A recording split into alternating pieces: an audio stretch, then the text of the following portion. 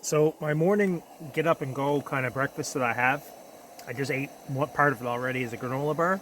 I'll have some coffee, and what I will do with my coffee, I will have what's probably the best super camp food, survival food you could ever think of, and that is a hard bread biscuit, or otherwise known as tack. This is the sweet bread. It goes great with coffee, and if you have jam and stuff like that. But I'll dip this too, and this is almost 400 calories per biscuit. It's super dense, dry bread, and it's really good with coffee.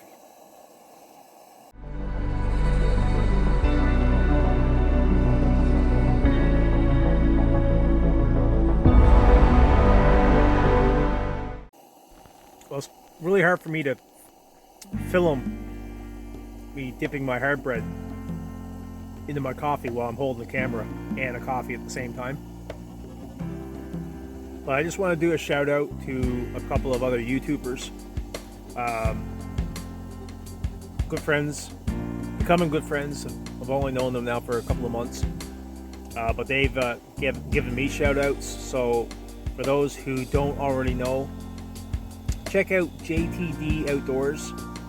He's a hiker from British Columbia, and he is a great guy. He does a lot of good gear reviews, and he does these phenomenal hikes, and he's recently gotten really bitten by the camera bug, and his photography skills and camera skills are getting phenomenal. So I'll put him down in the link below, but JTD Outdoors, he's a good guy. Check him out. And the other person I would like to shout out is Bark Eater Outdoors. Bark Eater is an American friend of mine who, as well as I've only recently gotten to know. He's a phenomenal trapper and hunter, very accomplished, and he's got some great giveaways. And he also gave me a shout out as well. So I want everyone who, if you don't know about JTD or Bark Eater, go down to the link below and check him out. And the last person I would like to shout out is Legionnaire Cutlery. I hope I said it right. He was probably the first YouTuber who, and I only know him through his posts. I didn't talk to this guy before. Like Bark Eater and JT, I've met before and I've talked to him. But I'm gonna call him Legionnaire. But this guy here, he just found my webpage out of the blue, and he did this massive shout out for me. And if it wasn't for his shout out, man, I think his shout out got me like 40 subscribers. But Legionnaire, he does these awesome knife reviews, and he's constantly reviewing knives. He's very knowledgeable, and he does these live shows where he's talking about knives and stuff. And he's a pretty good guy. And one of the things that he does this thing called the Legionnaire Shoutout. And he has a ferro rod, and he sets this little fire for other YouTubers. And that's how he found me, and he did a little video for me, which was fantastic. So check him out down below. There's 3 YouTubers for you all to check out. Most of you guys are probably their subscribers already. But anyway, I just want to return the favor. 3 great guys. Thank you very much, everyone. I hope you have a great day.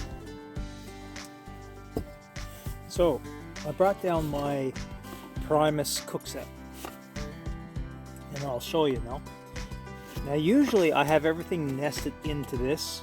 I can usually put my stove and a fuel canister along with my pot. Now, the problem being, I never took the small canister. I don't have any small canisters left.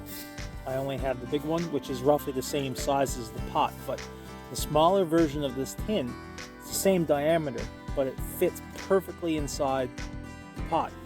And if you put your pot in upside down, you can put your stove on the top of it and close the lid, and everything fits in this perfectly. So this is the Primus cook set.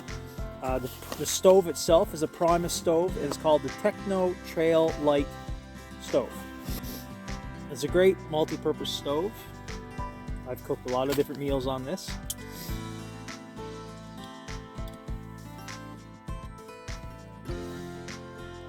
Let's see.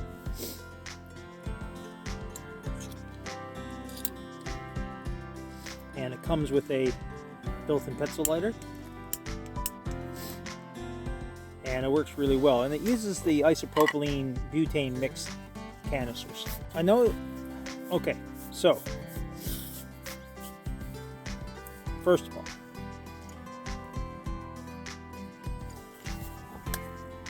these canisters, a lot of people use have the liquid fuel stoves that they use, because they say that in colder weather these don't burn very well, and they're right, they don't. If in very cold temperatures, these canisters don't work all that well. But there's an easy way to fix that, and a lot of people don't do it. But I've now cooked in sub-zero temperatures with these without issues, and I will show you a video on how I do that with these things. And you don't need anything more special than what you can find in your house right now in your kitchen, most likely. But anyway, this is the Primus Techno Lite trail stove, and it's a really good stove. Now this is the Primus Bush Pot, and it's a really good setup. It's a titanium pot. It's really lightweight, and I'll show you now. I mentioned earlier how the smaller canisters fit in this. Well, using the biggest one, I can slide it right in, so it fits inside the canister, or the canister fits inside these pots well. It's just I got the bigger one, so it takes up the whole pot.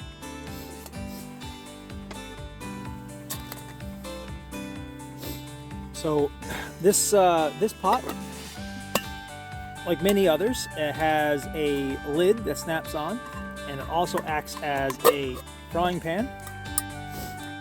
A little small frying pan, good for an egg or two if you have an egg, really good for that. And a little bit of bacon. And the pot itself. Now this holds maybe a liter of water, maybe 750 milliliters, I'm not exactly sure. And it comes with a handle like this. Now this one doesn't have any type of hanging handle on this. You can't hang it over anything, which was a big drawback. Now the newer models of this do have a detachable hanger.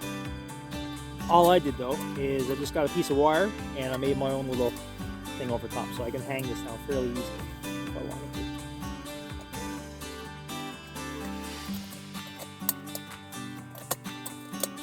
See?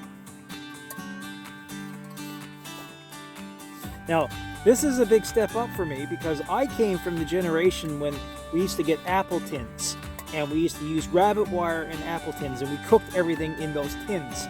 So this thing here is like just phenomenal to me. So the fact that I'm using a metal wire or a wire hanger for over fires is not a big deal to me at all. Like, this is space age here for me.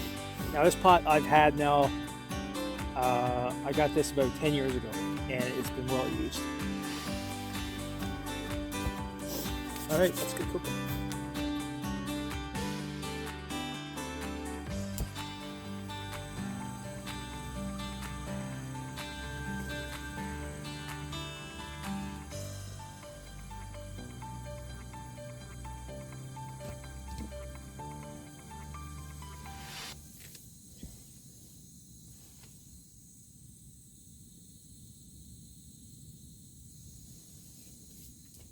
So I just realized I don't have a spoon with me here, so I'm gonna make a spoon very quickly.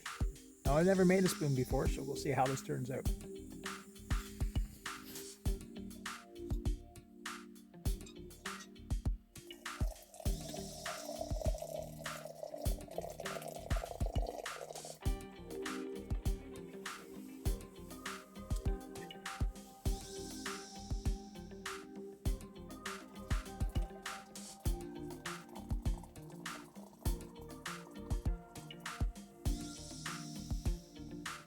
So I just boiled up some water. I made myself a little spoon, which I'm very happy. First time I ever needed to make a spoon. And yeah. Now I'm gonna have some cinnamon oatmeal.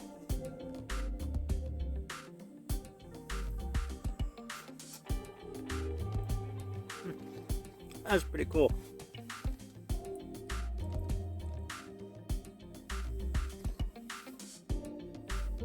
Super light.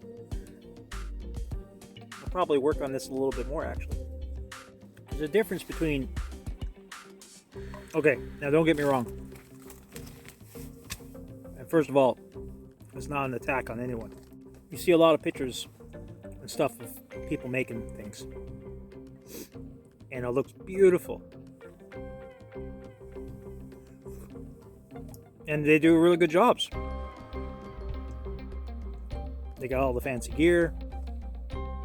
Everything that they could have to make an artisan piece of equipment. But I find